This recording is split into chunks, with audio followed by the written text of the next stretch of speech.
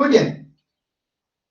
Entonces, en esta primera sesión, la primera clase que vamos a tomar como en sí, vamos a revisar todas las propiedades que requerimos para hacer el correcto diseño de una estructura de concreto reforzado.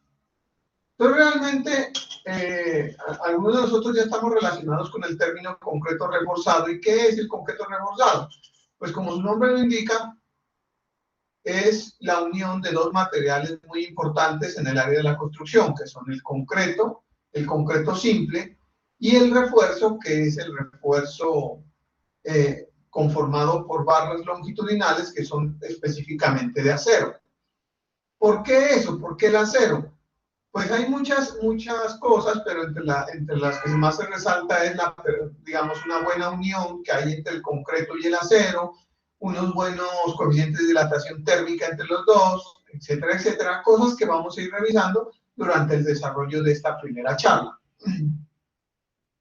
Entonces, voy a compartir. Vemos lo que no nos corresponde de la charla.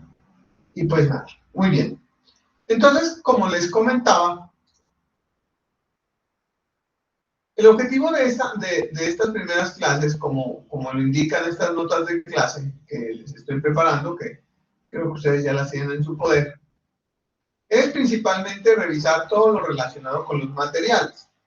Ante el desarrollo de esta charla vamos a hablar de una manera, digámoslo así, de forma general, porque a este nivel, pues ustedes, pues todos los que están viendo este video, pues ya están relacionados principalmente con estos temas, ¿sí? Ya vienen de una serie de cursos, como por ejemplo el comportamiento del concreto simple, vamos a el comportamiento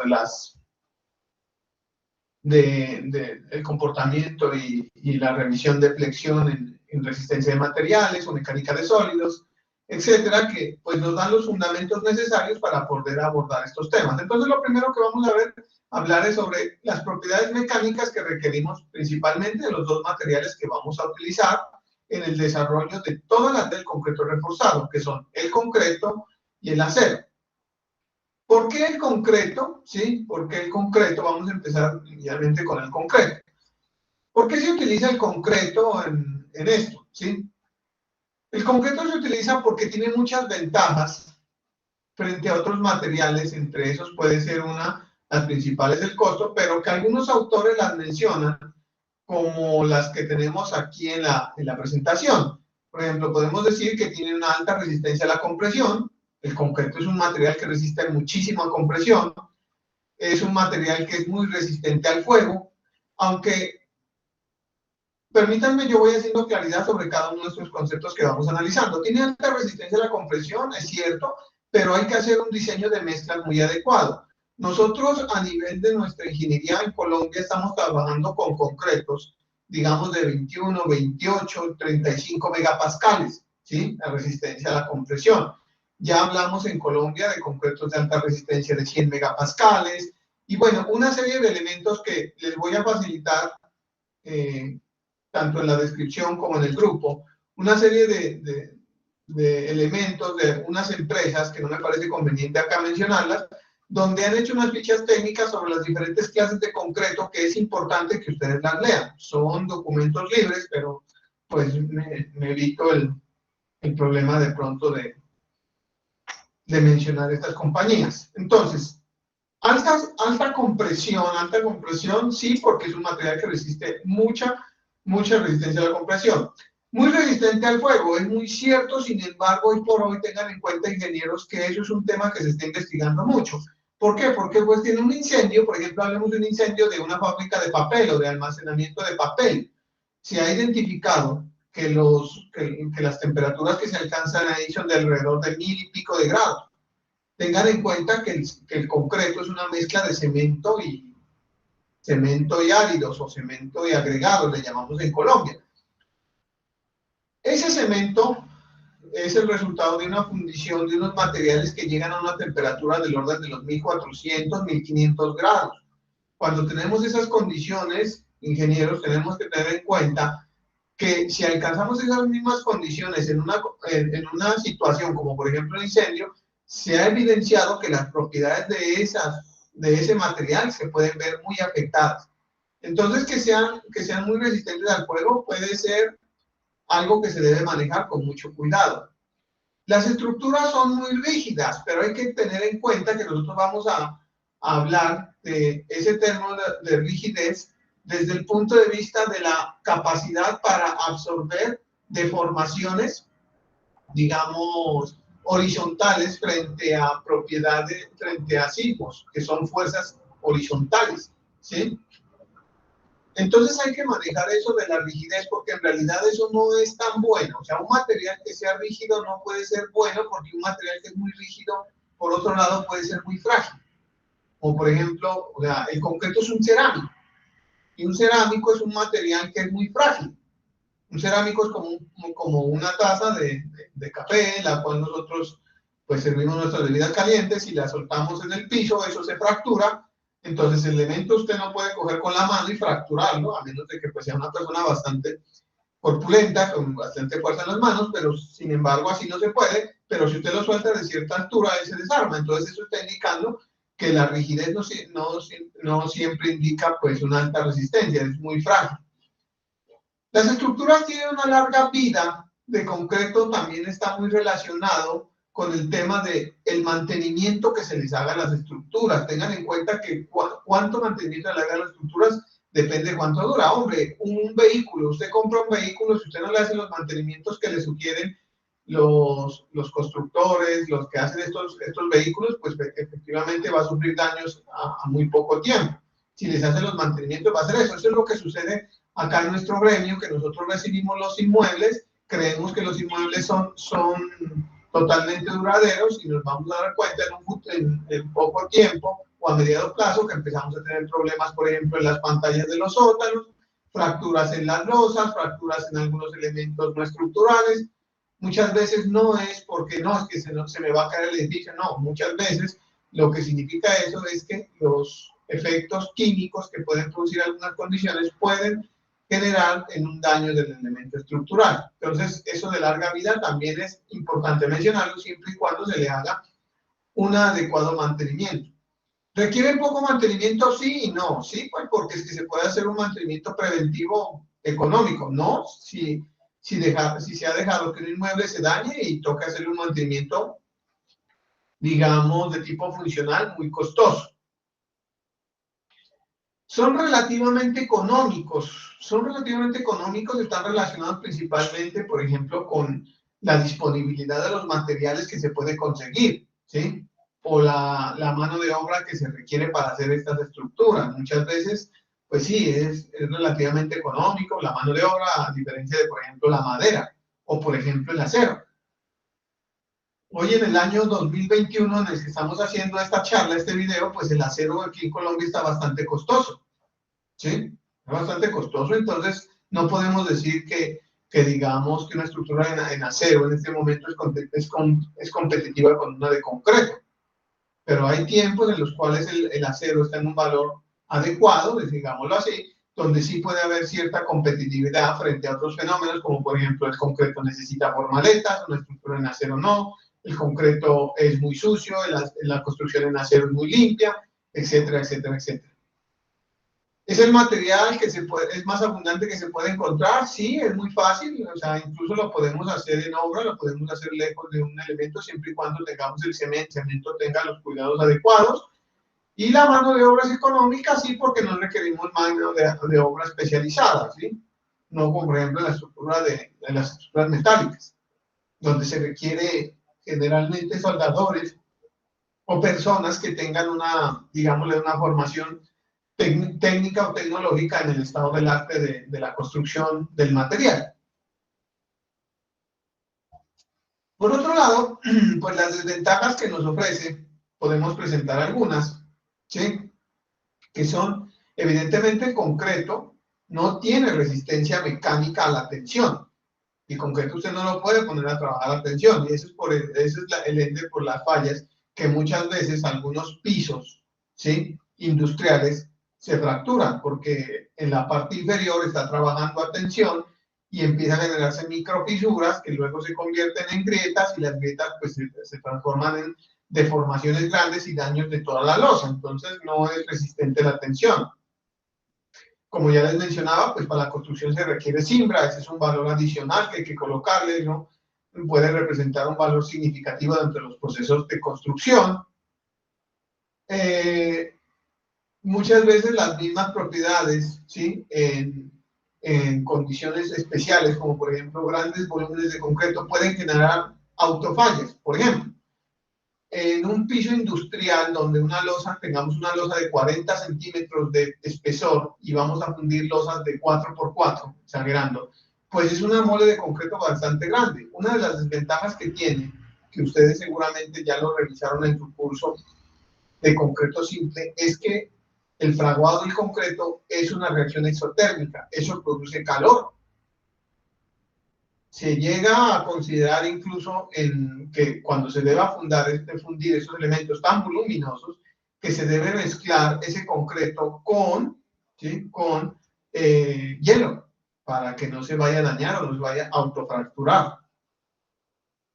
Y pues digamos, una de las desventajas más grandes que puede considerarse dentro de todo esto es que se tienen unas propiedades muy variables, es muy difícil.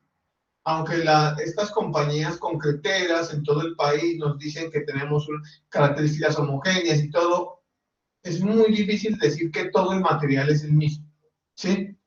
Porque pese a que, digamos, el cemento fuera el mismo, las propiedades de los áridos siempre van a tener, o de los agregados, siempre van a tener unas características que difieren un poco de una fuente a la otra. Entonces, por eso es importante, señores, que tengan en cuenta que el desarrollo del concreto simple puede tener ventajas y muchas desventajas a la vez. Bueno, pues nada, ¿qué material seleccionar en cuanto a la obra? ¿Sí? Pues eso va a depender principalmente, ¿sí? De 4 factores, lo menciona la literatura, que son la disponibilidad de los materiales, ¿sí? Qué tan fácil es conseguir los materiales. Un factor que es la relación beneficio-costo, la cimentación, eso es importantísimo, y la ubicación de la obra, ¿sí? Entonces, eso es lo importante que pues el constructor muchas veces define al diseñador qué material utilizar. Tenemos en cuenta que después de todo lo que ustedes van a convertirse son en ingenieros diseñadores, o en ingenieros interventores, o en ingenieros constructores que deben tener claro todos estos conceptos. Muy bien. ¿Por qué estos dos materiales, sí? ¿Por qué estos dos materiales se unen? Primero, por la adherencia la adherencia casi perfecta que hay entre el acero y el concreto, ¿sí? Segundo, lo que se conoce como la compatibilidad de las deformaciones que hacen que trabaje como un solo. O sea, lo que yo les decía, muchachos. Lo que les estoy diciendo es que los coeficientes de dilatación térmica son muy parecidos y lo que se dilata el concreto se dilata el acero. Así no se genera, digamos, unas deformaciones resilientes que me puedan generar esfuerzos internos que me vayan a dañar el elemento estructural. Tal vez, si me permiten, esta es uno de los factores bajo los cuales se hizo el acero con el concreto, la unión. O sea, ese es el factor más importante. Y el comportamiento mecánico y el aporte que hace cada material. El concreto va a resistir grandes esfuerzos de compresión y el acero va a resistir grandes esfuerzos de tensión, ¿sí? Entonces tengan en cuenta que esto es importante de que lo revisemos. Muy bien.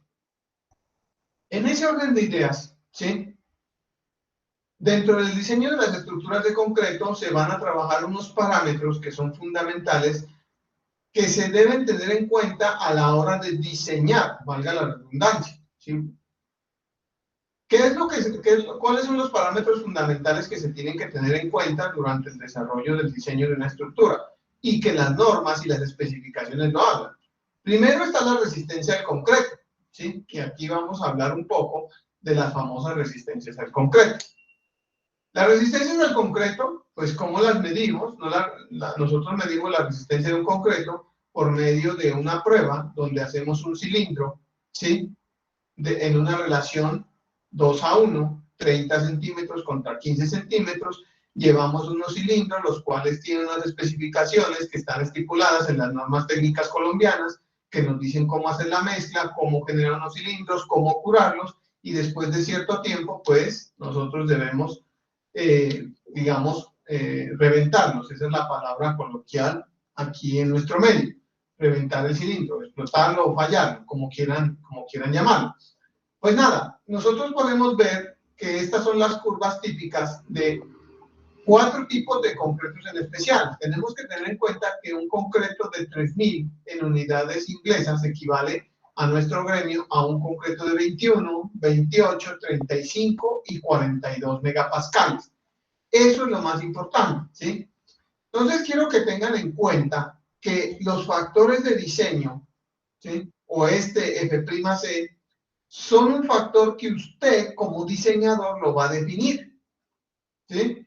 Usted en las especificaciones técnicas, miraremos dentro de las especificaciones lo que nos dicen las normas nos establece que seamos claros sobre cuáles son las condiciones bajo las cuales el ingeniero diseñador define una estructura. Entonces usted dice, yo diseñé esta estructura con una resistencia de 3000, de 21, de 24, de 28, de 35, lo que le haya dado, 21, 28, 35, 42, lo que le haya dado, mejor dicho, más que lo que le haya dado es lo que usted, su experticia y su diseño le está solicitando.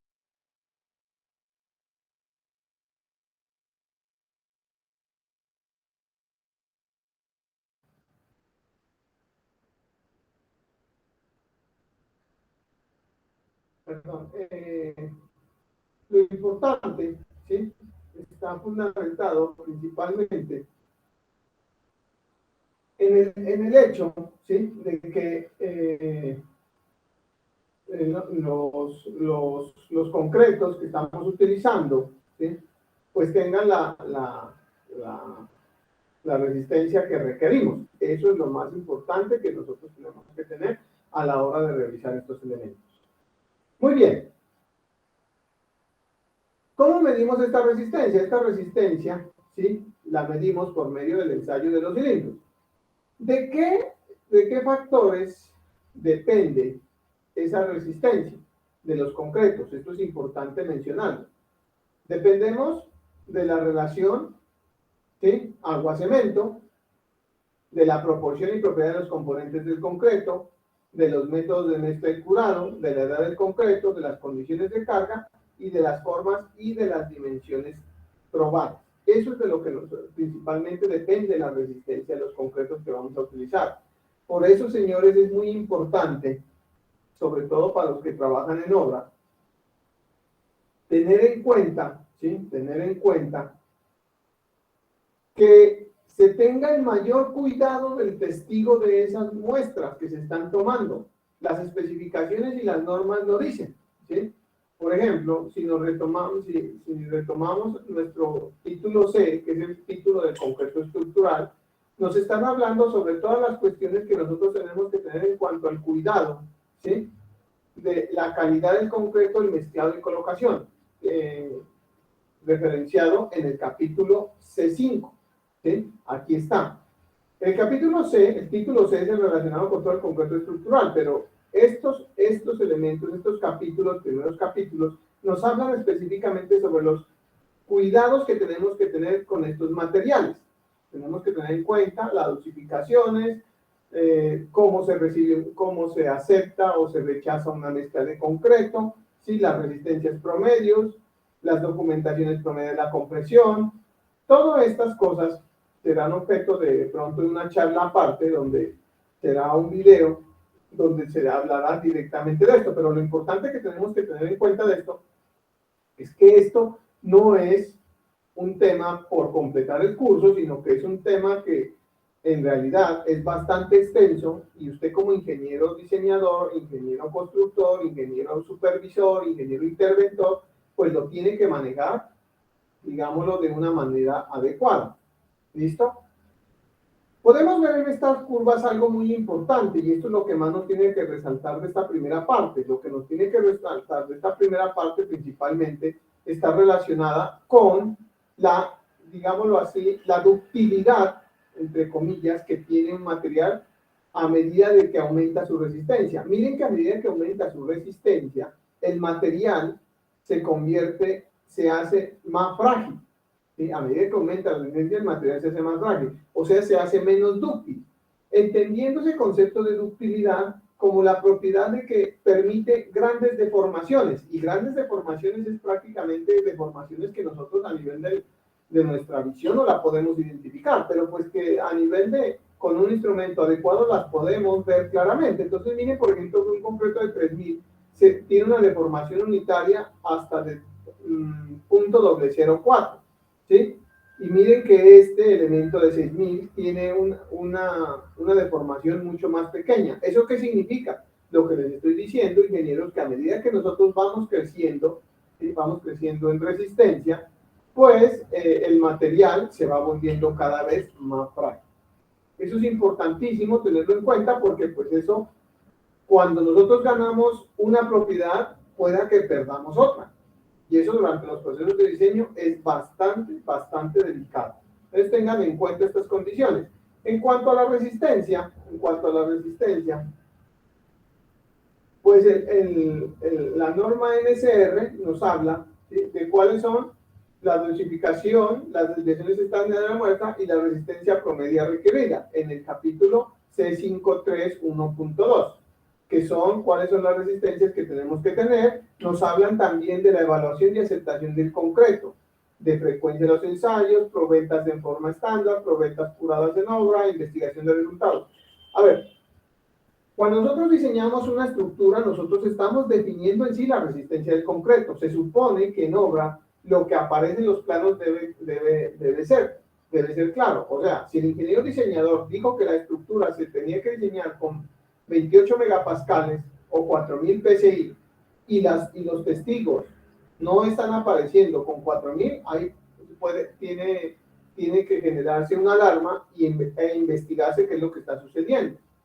Pues nada, si no está cumpliendo, puede ser o que las probetas las golpearon o las dañaron, o aún más delicado es que el elemento o elementos estructurales no tienen la resistencia adecuada.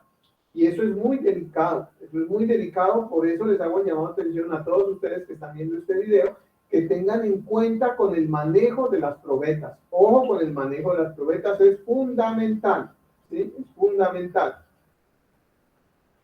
Nosotros generalmente siempre conocemos la famosa relación de Abram, que es la relación que la resistencia es inversamente proporcional a la relación agua-cemento.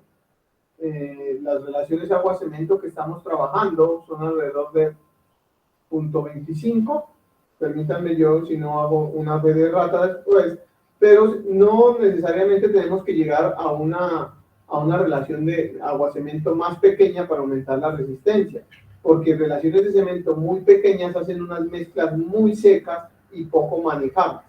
Eso ustedes pues, en este punto ya lo conocen porque ya han visto cursos de concreto simple, donde la manejabilidad, la trabajabilidad, etcétera, etcétera, pues es importante dentro del manejo y el conocimiento del concreto simple.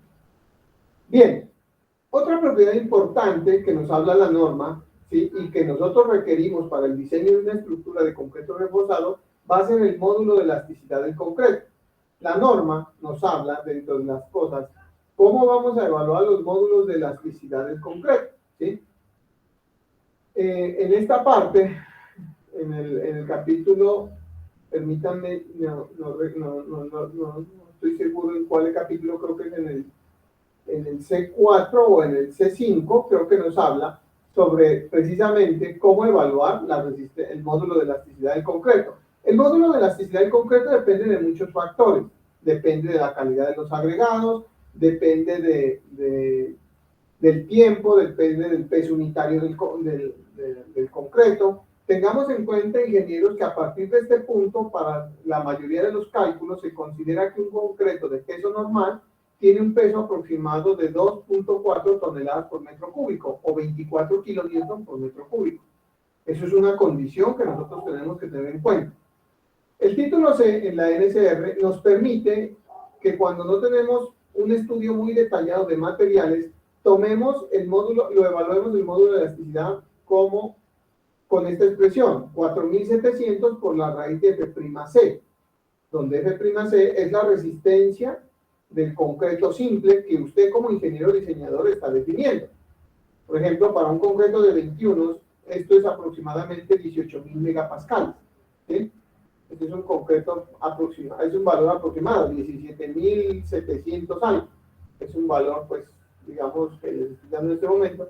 ¿Y por qué es importante esto? Porque cuando usted está diseñando y está alimentando los algoritmos, los programas de diseño que se puede encontrar en el mercado, pues usted tiene que definirle cuál es la resistencia al concreto con la cual va a diseñar y cuál es el módulo de elasticidad que va a tener. En cuanto al módulo de elasticidad, hay una investigación muy completa sobre esto y nosotros podemos encontrar diferentes tipos de módulos, ¿sí? Por ejemplo, la línea A es lo que se conoce como el módulo tangencial, la línea B es la tangente a un punto, ¿sí? Miren, la línea B es el módulo tangencial al punto B, ¿listo? La línea C es el módulo secante, ¿sí? La línea C es un módulo secante, mientras que la línea B es tangente, la C es secante, y la línea D es el módulo que se toma a una condición de F'C medio, ¿sí? De F'C medio. ¿Y por qué se hace esa observación de F'C medio? Se hace observación de F'C medios, ¿sí? Porque teóricamente es una condición en la cual, ¿sí? Es aproximadamente un valor como que, digámoslo así, lineal del comportamiento entre el comportamiento mecánico de la resistencia y la deformación del concreto. De eso hablaremos más adelante porque es importante tener en cuenta, ¿sí? Que también podemos trabajar bajo una condición elástica. El diseño que nosotros vamos a enfocarnos durante el desarrollo de este curso será un diseño que se llama el diseño por resistencia última. En otros cursos, en otros videos que ya están en el canal, se hacen los diseños por resistencia, por método esfuerzo, eso se conoce como esfuerzos admisibles, ya lo miraremos más adelante, pero esa condición elástica, hoy por hoy, por decirlo así, está mandada a recoger porque es que hablar de elasticidad en un material tan heterogéneo como es el concreto es muy difícil, ¿sí? Entonces el comportamiento mejor se ha llevado a una condición, digamos, elastoplástica. Eso se dice que el comportamiento del concreto es un material elastoplástico, aunque eso no es del todo cierto. Es importante tener en cuenta este factor, que la resistencia del elemento, ¿sí? Y la durabilidad están muy relacionadas. Eso nosotros lo tenemos especificado, ¿sí? En el capítulo C4. ¿Sí? Si se revisa el capítulo C4, permítanme, yo hago aquí esto, ¿sí? Podemos ver que la norma nos establece unos requisitos de condición, ¿sí?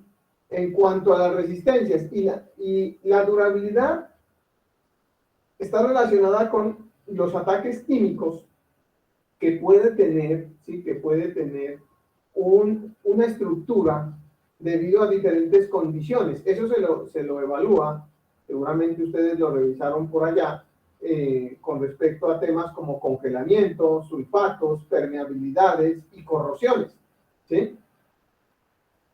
Lo que sí se puede mencionar a este punto, hablaremos más adelante sobre eso, lo que sí se puede mencionar a este punto es que la resistencia del material me permite una resistencia frente a los ataques químicos que puede sufrir la estructura. Por eso es que la durabilidad y la resistencia del concreto están muy de la mano, ¿sí? A ver, me hago entender. La resistencia puede ser un concreto de 28 megapascales y de pronto la estructura es una estructura de un solo piso o de dos pisos. Entonces, muchas veces el cliente, la persona, dice, hombre, pero es que ese es un concreto muy resistente para una edificación tan pequeña. Pero hablemos de cuál es la funcionalidad, por decirle algo. Es que esta es una estructura de un solo piso y esto es un espacio en el cual se utiliza para hacer, por ejemplo, productos lácteos, yogures, kumis, todo eso. El lácteo, la leche, es un material muy básico que ataca completamente las estructuras de concreto. Entonces, muchas veces hay que darle a entender a las personas, al cliente, que muchas veces la resistencia no es solamente por altas cargas que pueda tener el elemento, sino que es por durabilidad. Las especificaciones de los elementos nos habla sobre cuáles son tanto las resistencias mínimas cuando se tienen las diferentes condiciones. F, como lo indica acá, está indicando el congelamiento, S los sulfatos, la permeabilidad y la protección. Miren, por ejemplo, para sulfatos, en una condición donde se tiene altos contenidos de sulfatos, por ejemplo, nos dice que la resistencia mínima es 31 megapascales, ¿sí? Y puede ser una estructura de un piso, con columnas de 30 por 30 o de 25 por 25. Y su cliente le puede decir, oye, hombre, pero ¿cómo va a colocar un concreto tan alto si eso es una casa de un solo piso? Hombre, pero es que estamos hablando del concepto de durabilidad, ¿sí? En sulfatos, miren, una condición de sulfato C2. ¿Y qué es una condición de sulfato, de corrosión C2? Concretos expuestos a la humedad y a una fuente externa de cloruros provenientes de productos químicos descongelantes, sal, agua soluble, agua de mar o salpicaduras. ¿Qué puede ser ese caso? Ese caso perfectamente puede ser las estructuras que están en el mar, como los pilotes en los puentes, los pilotes en las bahías, las columnas de una estructura expuesta al mar, ¿sí? Un hotel, por ejemplo. Entonces, muchas veces de pronto puede ser un hotel de 2 pisos, pero es un hotel de 2 pisos que está frente al mar, donde el ataque de cloro es muy alto. Entonces, usted dice, no, es que eso no es por resistencia. Con resistencia puede hacerlo con un concreto de 21, pero por durabilidad sí lo tengo que hacer con 35. Entonces, aquí en esta parte, ¿sí? Que tendremos una charla más adelante, revisamos de manera adecuada cuáles son los límites, las condiciones sobre las cuales tenemos que tener en cuenta ese factor en cuanto a la durabilidad del material. Es importante que lo tengan en cuenta. Bien, la segunda parte, ¿sí? de esta charla es relacionado con el acero de refuerzo. Nosotros no vamos a retomar todas las condiciones básicas que ya conocemos del comportamiento mecánico de los materiales. El comportamiento mecánico de los materiales, en especial del acero de refuerzo, es un comportamiento, sí, elastoplástico. ¿Qué es un material elastoplástico? Pues un material elastoplástico, recordando aquí una curva esfuerzo-deformación, que el esfuerzo, nosotros lo vamos a llamar como, con la letra T minúscula, y la deformación unitaria, sigma E,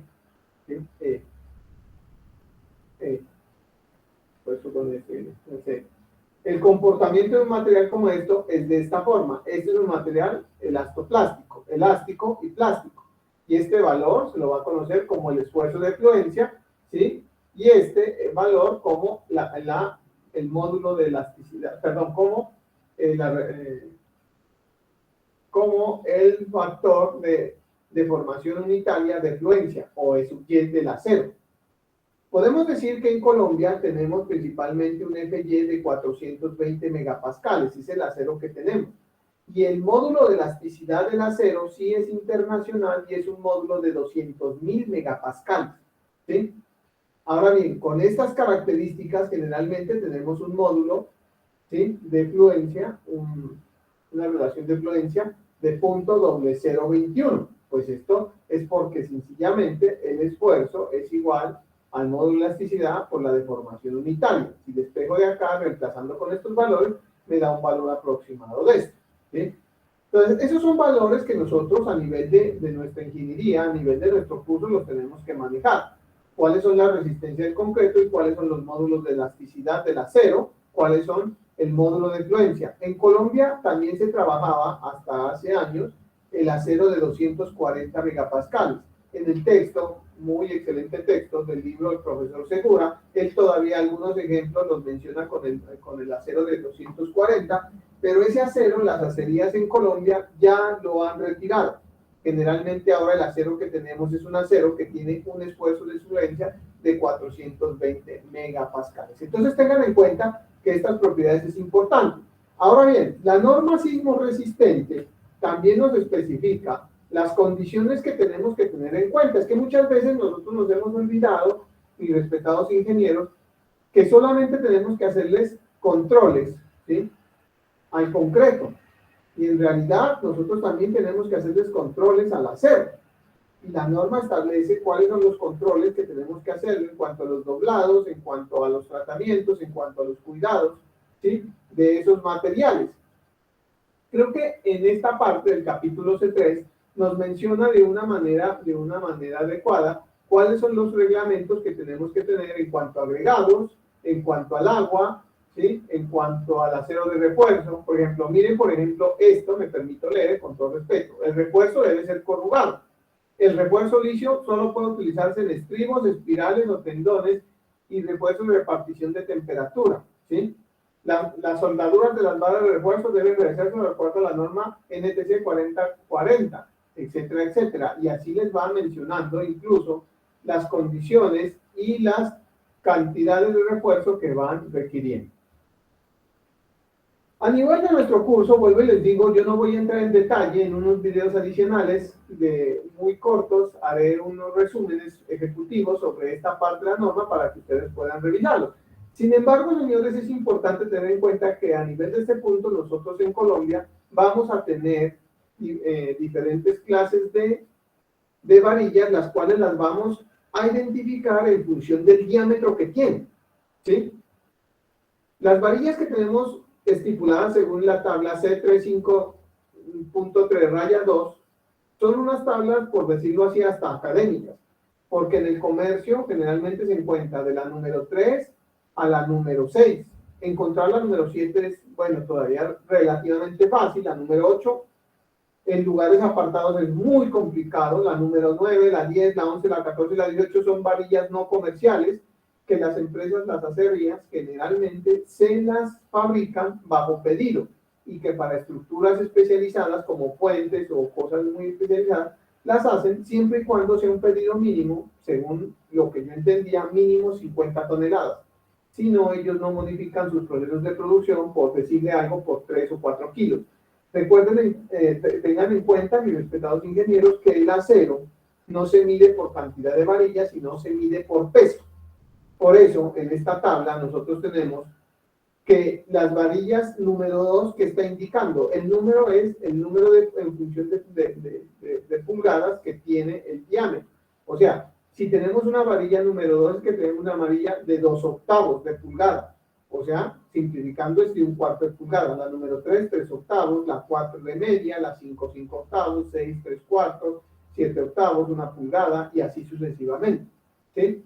Y por eso es que a nosotros nos dan sus propiedades, digamos, explícitas del peso, y estos son los pesos que tiene una varilla. Es que miren una varilla de 8 pulgadas, una sola varilla de 1 metro pesa 4 kilos, 6 por 4, 24. Una varilla comercial en Colombia de 6 metros pesa aproximadamente 24 kilos.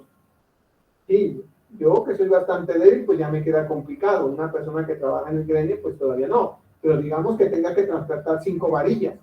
5 varillas son 100 kilos. 100 kilos ya son 100 kilos. Para los que asisten al gimnasio y hacen sus pesas, miren a ver si pueden levantar 100 kilos. Al menos yo no los puedo levantar. Y solamente son aproximadamente 5 varillas de pulgada. Entonces ese es el problema, y tenemos comercialmente varillas de 6 y de 12 metros. Entonces miren cuánto pesarían 5 varillas de 12 metros. Una sola varilla de 12 metros está pesando casi 50 kilos. ¿Sí? Entonces, siempre hay que tener en cuenta, muchachos, que esto es una cosa, pues que hay que saber manejar y manejar en obra.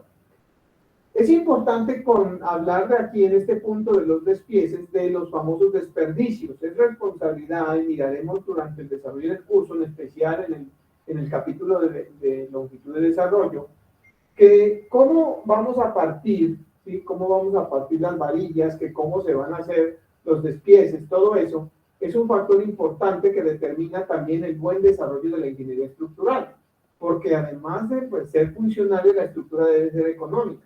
Entonces usted no puede solicitar o no puede hacer un despiece en el acero en el cual pues van a tener pedazos que van a desperdiciar mucho. Eso es un factor también muy determinante a la hora de ser competitivo frente a otros colegas estructurales, donde pues, el ingeniero que está revisando esto dice, pues hombre, es que este ingeniero sí hace de una manera que el desperdicio que yo tengo sea mínimo.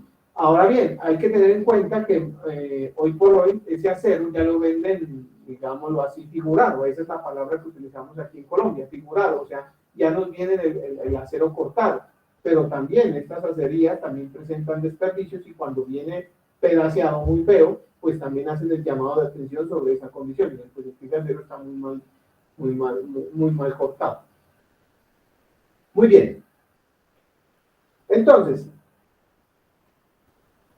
hay dos cosas importantes. Esto era lo que yo les decía, mis respetados ingenieros. Esto es realmente el comportamiento real del acero. Este es el comportamiento real del acero, ¿sí? Pero este es el comportamiento bajo el cual nosotros vamos a trabajar, que se comporta el acero y se conoce una condición elastoplástica, elástica y plástica. Esta, la deformación de fluencia y el esfuerzo de fluencia. Pero en realidad ustedes de su curso de resistencia a materiales saben qué es esta condición. A nivel de, digámoslo así, de conocimiento general en este punto, tenemos que tener en cuenta, ¿sí?, que hay dos valores que siempre tenemos que considerar. La deformación de fluencia de un acero, que es .0021, y la deformación última del concreto, que es .003. Estos son dos valores que nosotros lo vamos a utilizar mucho y que, con todo respeto a la palabra, son cultura general en el desarrollo del diseño de estructuras metálicas, de estructuras de concreto, perdón. ¿Sí? Son dos valores. Que usted sepa siempre que cuál es la deformación última, o sea, esta es la deformación en la cual falla el concreto y esta es la deformación en la cual fluye el acero. Ojo con lo que estoy diciendo, esta no es la deformación a la que falla el acero, esta es la deformación a la que fluye. Esta sí es la deformación a la que falla el concreto. ¿Listo? Eso es importante de que ustedes lo conozcan y que tengan muy claros los conceptos. Finalmente, nos encontramos frente a una condición importante del comportamiento del concreto, que es la resistencia a tensión. Es importante evaluar la resistencia a tensión del concreto porque algunas estructuras, pues necesariamente las tenemos que poner a trabajar a tensión. Entre esas, por ejemplo, está el diseño de las placas de concreto, ¿sí?, para pisos industriales. Ahí ese valor, que lo vamos a conocer como módulo de rotura, ¿sí?, tiene unas especificaciones bajo las cuales nosotros, bueno, el ingeniero estructural debe diseñar esos elementos. Es que los pisos industriales tiene que estar involucrado un ingeniero estructural. Muchas veces los pisos industriales los toman los ingenieros diseñadores de pavimentos, y eso no es totalmente correcto, porque es que el comportamiento de esas losas de concreto tiene un comportamiento estructural que debe ser estudiado. Ustedes saben, o conocen seguramente este punto, que existe una prueba que se llama la prueba brasilera. La prueba brasilera es una prueba que se diseñó, ¿sí?, para medir la resistencia a tensión del concreto. En realidad es una prueba indirecta, en la cual se somete estos elementos, y esto me genera un esfuerzo a tracción, que se lo evalúa indirectamente con una expresión que está dada aquí, que es función de la carga que se aplica, el diámetro y la longitud del espécimen. Entonces, ¿qué es lo que pasa? Nos está dando un valor. Ese valor es aproximadamente el 10%. Dice que la resistencia a tensión de los elementos está entre el 10 y el 30% de la resistencia a compresión. Eso es un valor que se está tomando a priori bajo las diferentes condiciones y ensayos que se ha tenido de este elemento. Tengan en cuenta eso, señores, pero eso no es una ley. Por eso es que muchas veces dicen que cuál es el comportamiento elástico del concreto y dicen que es entre el 10 y el 30. No. El comportamiento elástico del concreto, más adelante lo miraremos, es un poquito más adelante. Lo que dicen es que la resistencia a tensión de un concreto sí es esto. Pero, desde este punto y desde esta primera clase, tengo que decirles que vamos a considerar que la resistencia a tensión del concreto es nula. Pero conocemos que él sí soporta agua a tensión, pero para nosotros y el diseño de las estructuras de concreto, pues será estrictamente nula. Finalmente, y termino esta charla aquí, tendríamos que hablar de un factor que llama la contracción del concreto y los efectos del creep, que son efectos que están relacionados con fenómenos en el cambio de volumen, ¿sí? Eso ya está totalmente evaluado, eso ya está totalmente visto. Las normas y los nuevos textos están trayendo las ACI 318 con su versión 19, trae las metodologías que recomiendan en estas notas de clase. Les dejo la metodología de cómo evaluar, ¿sí?, la contracción del concreto y la evaluación del CRIP debido a las diferentes condiciones que puede tener. Eso es importante nosotros que lo conozcamos, porque en realidad, ¿sí?, esos son factores que muchas veces influyen sobre las propiedades finales y mecánicas del material.